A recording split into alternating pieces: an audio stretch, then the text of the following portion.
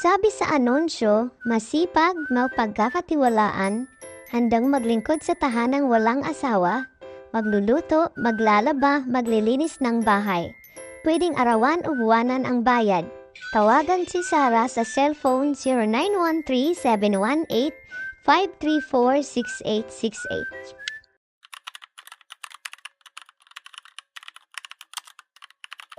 Pambihira, sabi ni Romano. Pati pala housewife no upahan na?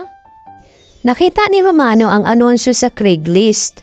Kahihiwalay pa lamang niya sa kanyang asawang Amerikana. Nagsama sila ng 1 taon. Hindi sila nagkasundo sa maraming bagay sa dahilang hindi magkatugma ang kanilang mga ugali at hilig. Naghiwalay sila ng mapayapa. Ang Amerikana ay bumalik sa kanyang mga magulang sa Los Angeles, California. Sa isang universidad sa California nag-aral ng business si Romano. Nang makatapos ay kinuha siya ng isang malaking bangko na kung saan siya ay naging vice president kaagad. Nang magsawa sa buhay Amerika, umuwi sa Pilipinas si Romano. Sa Amerika ay madaling maangkin ang magagandang bagay katulad ng auto, alahas, bahay, ang mga pinakabagong telepono, computer at kung ano-ano pang luho sa buhay. Ngunit ang mga tao doon ay subsob sa trabaho.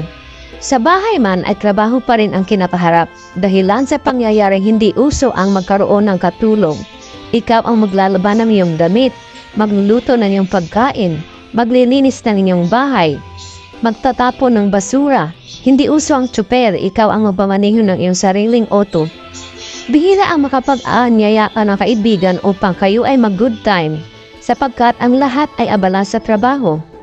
Mas masarap ang buhay sa Pilipinas, ang pamumuhay sa bayang Sinilangan ay walang katapusang good time. Kung marami kang pera, iyan ang mga palaisipan na nagtulak kay Romano na magbalik bayan. Tinawagan ni Romano ang kaibigang si Tony, ibig niyang makuha ang opinyon ng matalik na kaibigan. Housemaid ang trabahong hinahanap ng taong iyan, hindi housewife. Paliwanag ni Tony. Ang linaw pare, sabi sa ads, housewife. Tutol ni Romano. Gimik lang yan, Dagdag ni Tony. para ma-intriga ka. Ang ginawa ni Romano ay tinawagan ang nag-aalok ng serbisyo at gumawa ng appointment para sa isang interview. Ang dumating sa interview ay isang magandang babae na ang edad ay 33, humigit kumulang. Kayumanggi ang kulay ng balat, hindi siya kataasan pero hindi rin maliit. May kabaan ng buhok, garing kinitan ang katawan at maaliwalas ang pagmumukha. Bilugan at puno ng buhay ang kanyang mga mata, ang labi mapula kahit na walang lipstick. Ang inaasahang makita ni Romano ay isang may katandaang ng babae, maliit, mataba at may mga kapintasan. Nagulat siya nang dumating sa interview ay isang babaeng malakas ang personalidad at sadyang kaakit-akit. Talaga bang ikaw si Sarah? Usisa ni Romano, bakit may inasahan ba kayong iba? Ako nga si Sarah. Mahinahong sagot ng babae.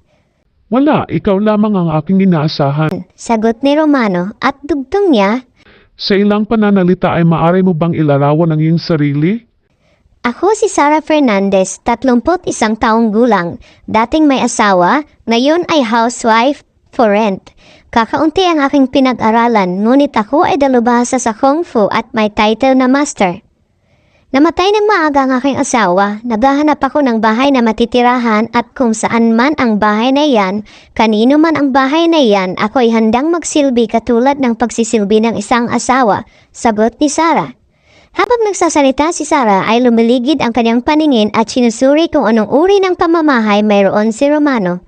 May kalakihan ang bahay ni Romano, masasabing ang bahay ay bahay ng isang may kaya sa buhay, batay sa laki at disenyo nito.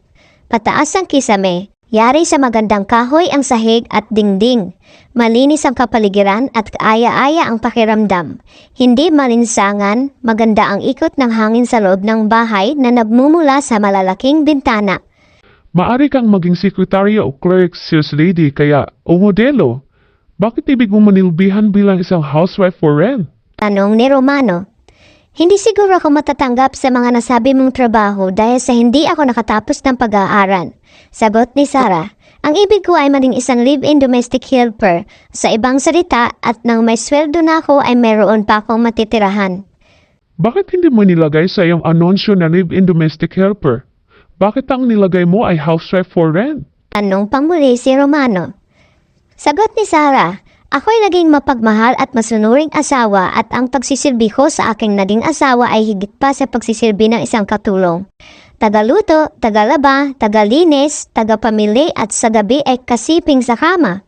Nagsilbi ako sa asawa ko na walang sahod at sa huli ay namatay siya na wala man lamang na iwang insurance o mana na maaari kong ikabuhay.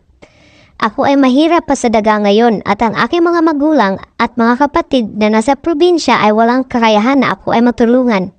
Sila pa nga ang umaasas na ako ay magkapagpadala ng pera sa kanila. Kung tatanggapin kita, gagawin mo ba ang lahat ng pagsisilbi na binabanggit mo na ibinigay mo sa iyong asawa? Patuloy ni Romano. Ang ibig mong sabihin ay Oo, hanggang doon sa pagsisiping sa gabi. dugtong ni Romano. Hindi ako babaeng tila kalapati na bababang lipad. Huwag mo akong husgahan. Ang aking naging asawa ay siya lamang na lalaki na aking nakasiping.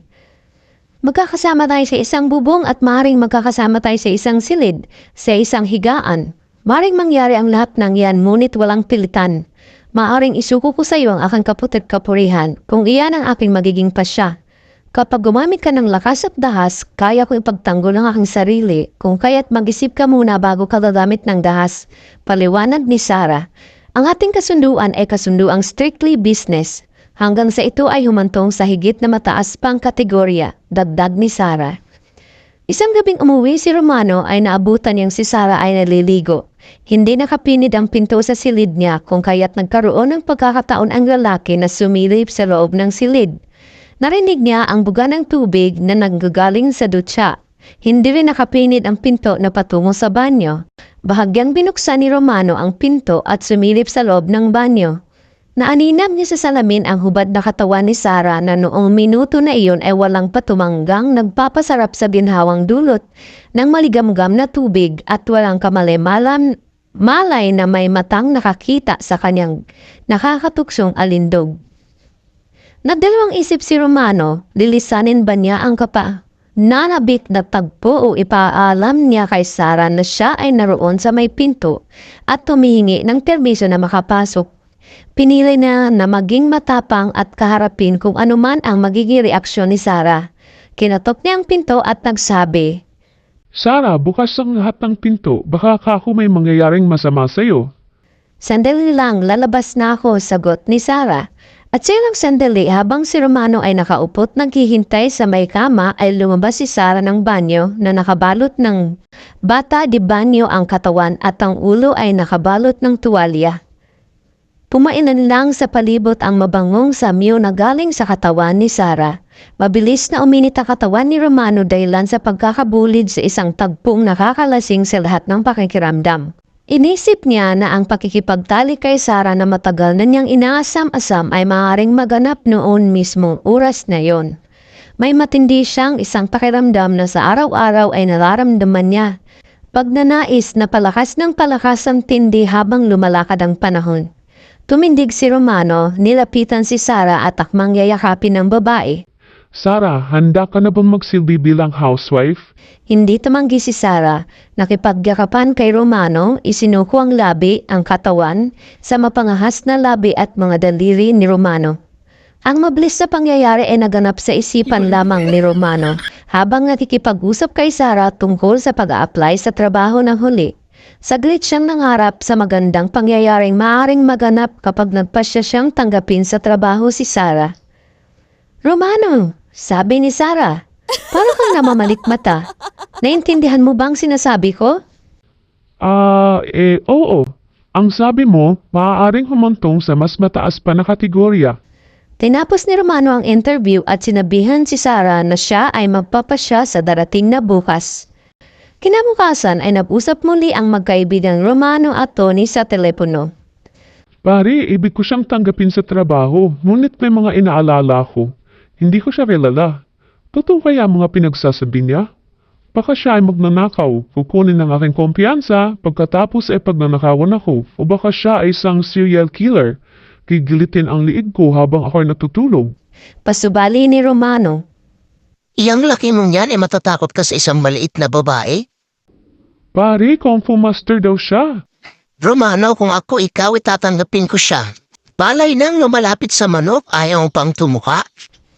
Pinag-isipang mabuti ni Romano kung ano ang kanyang gagawin. Kasalukuyang siya ay nag-iisa sa dahilang kahihiwalay pa lamang sa asawa. Kailangan niya na may makasama sa bahay, na may makausap, at may makasama sa mga lakad. Hindi bali na ang pagluluto, paglilinis at paglalaba. Hindi malaking pangailangan ang mga yun. Maaring kumain sa labas, umupa ng tagalinis at magpalabas sa laundry.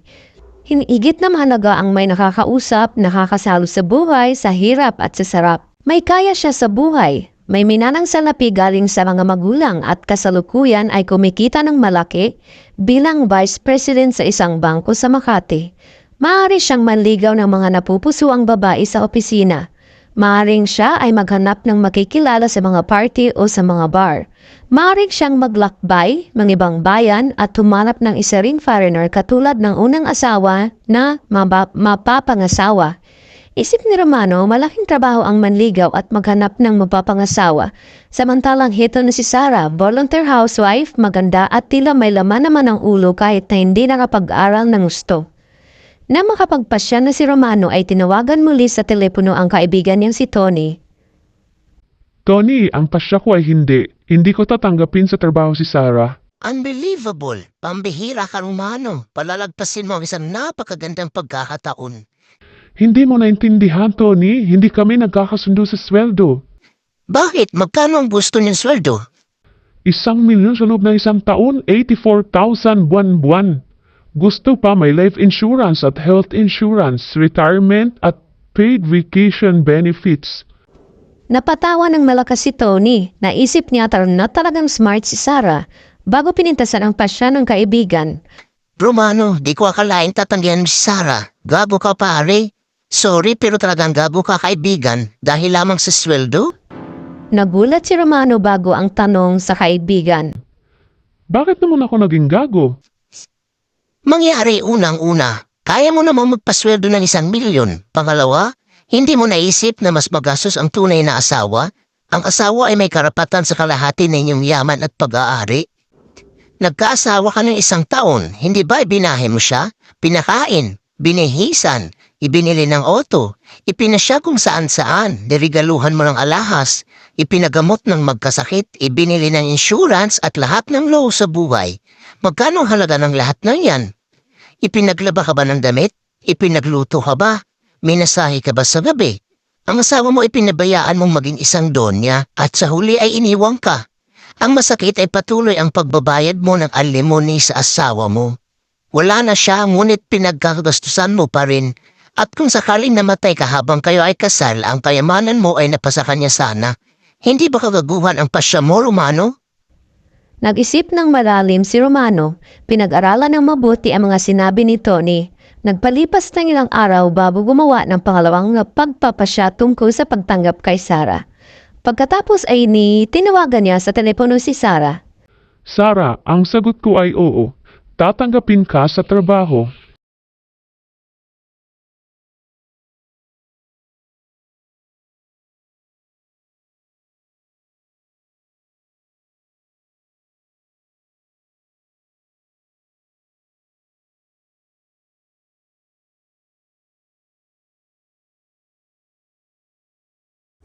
Kapwa sila naghahanap ng makakasama sa buhay. Ang lalaki ay kahihiwalay pa lamang sa asawa.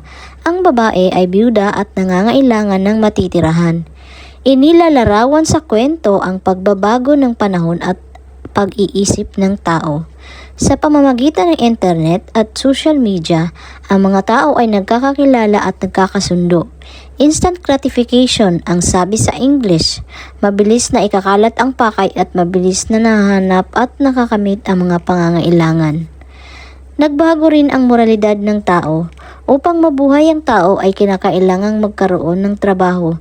Noong dati, ang trabaho ay kinakailangang maging matuwid at marangal. Ngayon, ang matuwid at marangal, ang tama at mali ay paiba-iba. Batay sa pangangailangan at kung sino ang nagbibigay ng interpretasyon. Ang trabaho ay trabaho. Gagawin ang alinmang bagay upang magkatrabaho at mabuhay. Salamat sa inyong pakikinig mga loves sa ating kwento na pinamagatang Housewife for Rent. Ingat!